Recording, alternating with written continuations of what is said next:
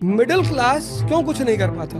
उसको समाज का बहुत बड़ा डर है कि लोग हंसेंगे, और हंसने से जितनी साहस पैदा होती है, जितनी ऊर्जा पैदा होती है, उतना किसी मोटिवेशन, किसी दवा से नहीं। अगर आपको कुछ महान काम करना है तो आप कोशिश करो कि लोग आपके ऊपर हंसे। बेइज्जत होना कितना जरूरी है?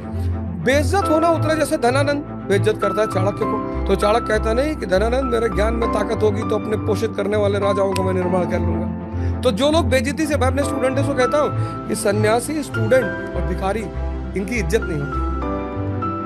क्यों? अगर ये इज्जत का ख्याल करेंगे, अब भिखारी अगर इज्जत का ख्याल करेंगे, ऐसा नहीं मिलेगा। अगर जा कहते भैया हम मुगल फैमिली से हैं, देना पड़ेगा, तो दो चाटा मारेंगे लोग। सन्यासी और स्टूडेंट की? स्टूडेंट अगर इज्जत लेके जाएगा सीख ही नहीं पाएगा। ठीक। सन्यासी? सन्यासी अगर अहम इज्जत की बात है तो यानी मैं जिंदा है, मैं और इज्जत का गहरा संबंध है ना। सन्यासी नहीं हो पाएगा। सन्यासी बड़ा एकदम नहीं, भगवान